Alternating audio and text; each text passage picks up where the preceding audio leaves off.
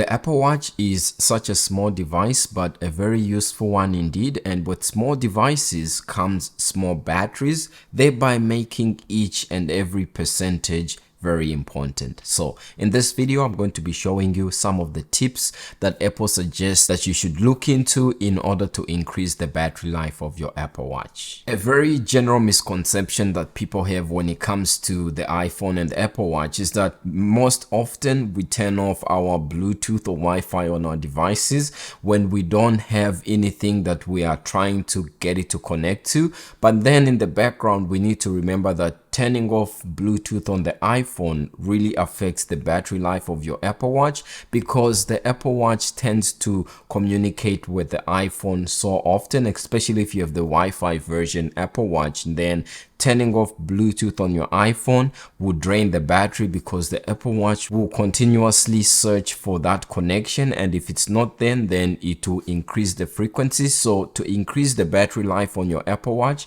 Apple recommends not turning off the Bluetooth of the iPhone that's paired with the Apple Watch. The second thing you need to do, according to Apple, is to always make sure you are on the latest version of watchOS. You can always find the latest version or the current version that you are on your device by going into your settings, and then if you go to where it says general right there and you go to about, it will show you your current watchOS version. So I'm on the latest version at the time of this recording, and it's watchOS 10.5 with the 21T576 build number that you see right there.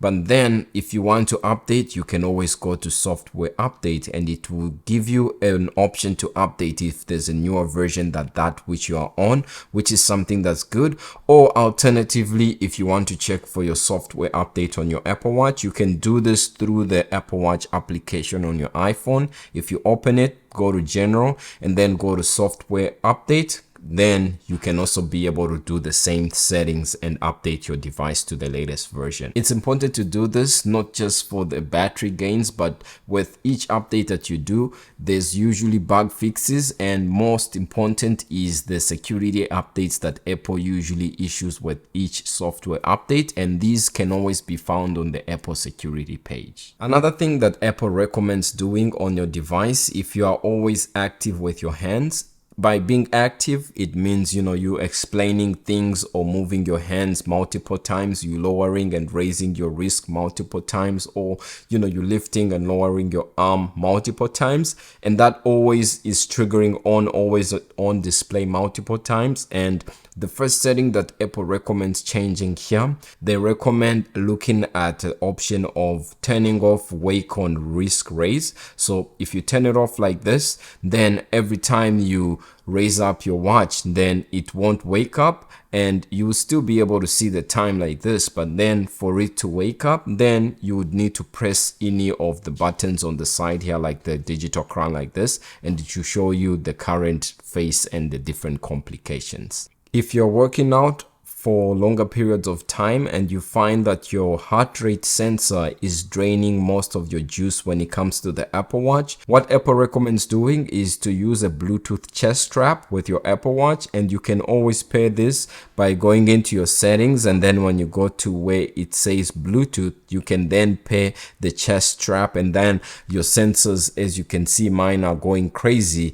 then it will take all the weight from your watch and take it to the new device that you would have connected to your Bluetooth, and then you can continue with the workouts and you'll be able to extend your battery life. If you're doing these two workouts, that is running or walking, then Apple recommends turning on low power mode in workouts to try and improve your battery life. This low power mode is different from that of the device that you find when you go to your battery and try to turn on low power mode. So this is not the one. The one I'm talking about is found in the watch application right here. So if you go into this and then you go to where it says workouts, it will be closer to the bottom of your display right there, and you can see turn on low power mode during workouts, and this will be able to save you some battery when you are doing running or walking outdoors. And when you turn it on like this, you can always use fewer GPS and heart rate readings, and at the same time some of the heart rate sensors will be off, and calories burnt might not be as 100% as accurate